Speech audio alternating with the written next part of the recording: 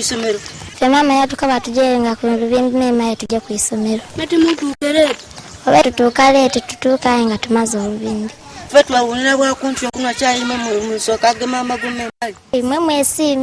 Joanne is 12 years old.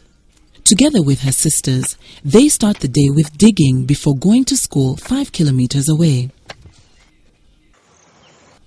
And for the 7-year-old Sandra, the challenge is survival. Her day begins with scavenging for fruits that make up the day's meal.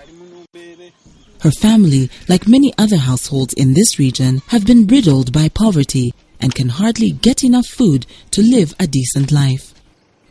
Yet Asuman, only 9 years of age, has to sell water to supplement the family income to raise 2,500 shillings required by the school to allow him to sit for the end-of-term examinations.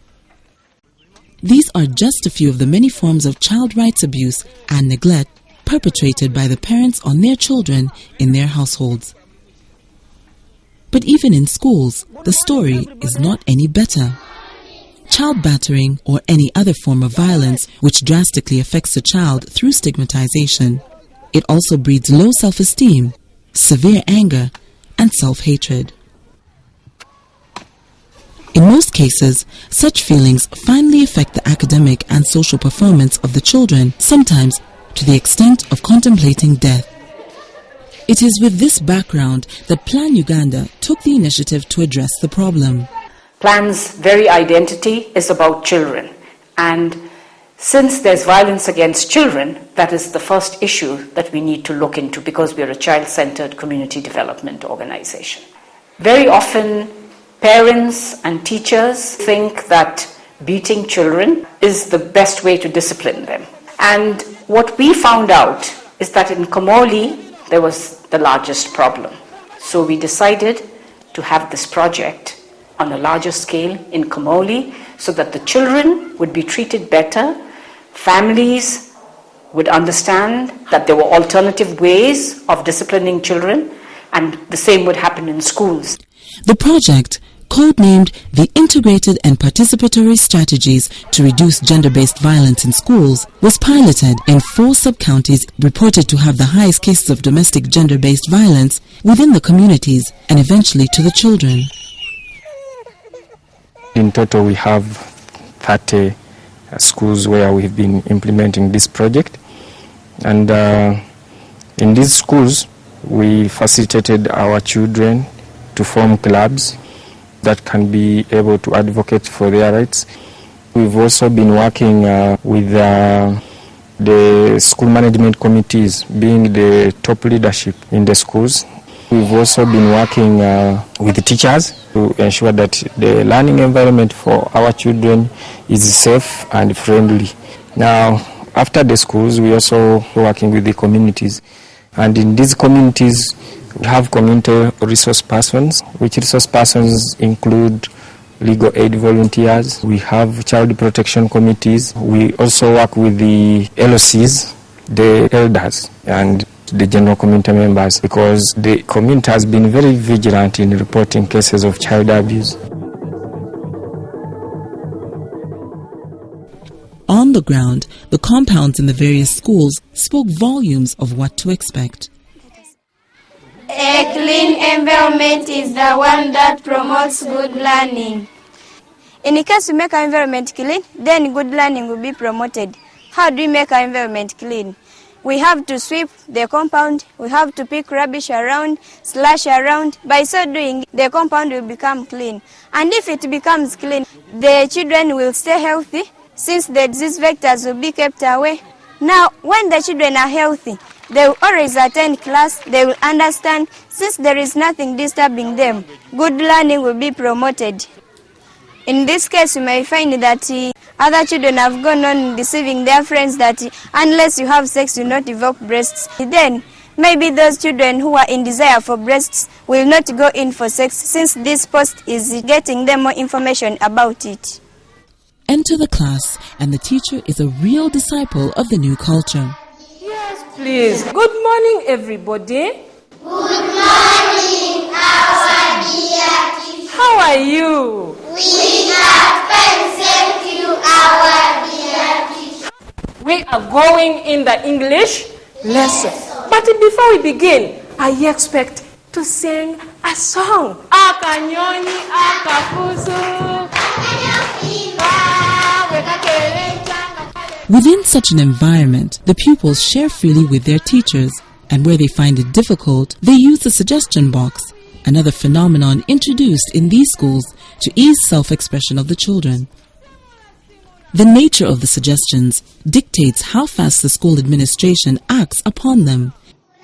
Nalina ekizibu kyange ng'abalenzi bantawaanya mu puleepu nga ndiitya okwogera n'awandiika najja n'atta mu suggestion box abasomesa banamba bajja bakituulamu bajja bakikolako.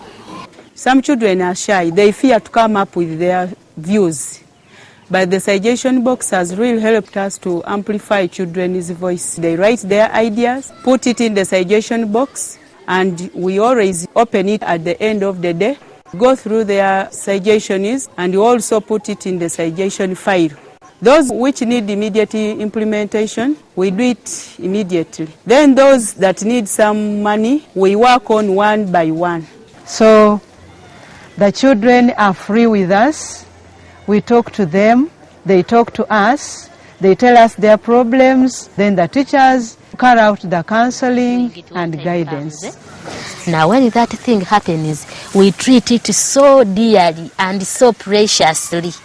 We treat it so dearly and preciously, to the extent that we don't want anybody to see our blood. To get this far, such schools have embraced the Safe School program, which not only empowers but also ensures that the school children, their families, teachers, and the community as a whole protect the children's rights without compromising on their responsibilities. It was a daunting task that required building structures and systems that would diffuse the new culture over a strongly entrenched belief that children too have a right. The project therefore employed a multifaceted approach. First, the general awareness campaigns. Out of these, each school was able to form school anti-violence councils to mediate all the issues which infringe on the child's rights. The council, with at least 5 representatives from each class, is made up of about 50 members. The pupils' leaders collect the views from their colleagues and bring them to the attention of school administration to ensure that the school is a safe and child-friendly place to study from. The issues that can't be solved at that level are moved up to the sub-county councils and later to the district students' Apex Council. The Apex Council is composed of 9 members. These members were got from different sub-counties and from different schools under planning sponsorship. Through these members is where we get the problems affecting children in different schools. For instance, that children in UPE schools are not being given food at school and they come from their homes empty stomachs. There is child labor in both schools and homes. The teachers apply corporal punishments to children. There is defilement in both schools and homes. And we have so far written the repetitions and presented them to the Parliament in this one term in office. Alongside the students' councils, the project also introduced anti-violence media programs and products such as songs, dances, drama performances, posters, and paintings to concretize the idea even further.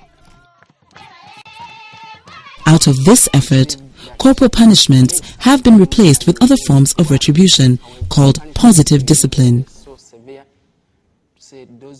In here, errant pupils are cautioned first by the Students' Council and if need arises by the teachers. Come. It seems if they still don't reform, they're sent out of class for a reasonable period so that they don't miss so much in their academics. Should need arise, they're asked to write commitment letters, apologizing and promising to reform, or else they might be sent back home to bring their parents so that together they can find a lasting solution to the issue. The project also encouraged the pupils to clean their school compounds, practice agriculture, and to plant and look after trees around the school compounds as one of the ways to show them that they too have a duty to contribute to the well-being of the school. They would then grow up as strong change agents of development within their communities, who are aware that enjoying the rights goes with fulfilling their responsibilities. To bring the communities on board, the Safe School program encouraged the pupils to go out and engage the community members, amongst them their parents, in various advocacy, conflict resolution, peace building, and awareness-raising campaigns. Such community meetings become even more realistic when articulated in wider forums over the regular television and radio talk shows amongst the different stakeholders. One such program is a popular show where the children are given an opportunity to articulate their rights-based issues during a 1-hour live show hosted by Kamuli Broadcasting Services.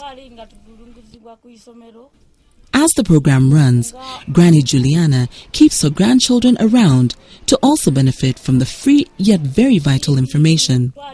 She believes such programs are timely because the cases of child sacrifice and neglect are on the increase in the region. Other community members have also been sensitized and empowered to report domestic violence cases to the relevant authorities, amongst them the police.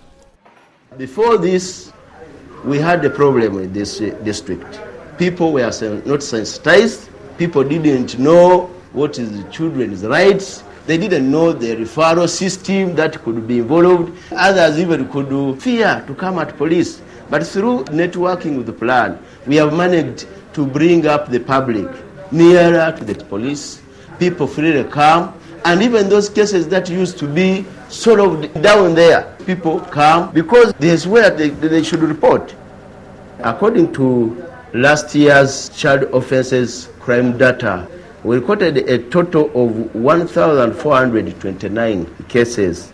Far higher than what was ever recorded at the station, not because of the increase in the crime, but the rise in the awareness. Within the communities, Plan helped to build a team of paralegals to extend legal guidance, counseling, and support to the vulnerable children whose rights may have been abused. Overall, there's a general improvement in the academic landscape of all the schools in the project area.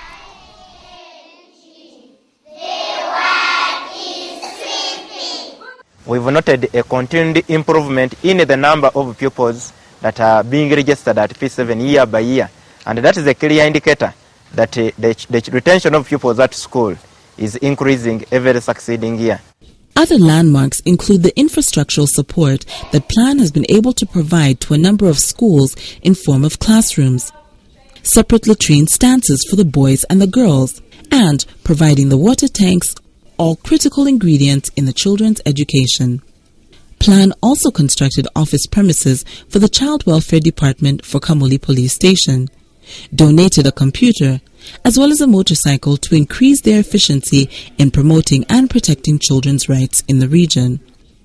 With all this in place, no doubt, Joanne, like many other children in her situation in the country, will live to achieve their coveted dreams. The plan will continue making sure that all children are treated with respect and all their rights are adhered to by the community as well as the government. Because children are exceptionally smart, and if you explain things to them properly, they fully understand. So there should be no violence against children.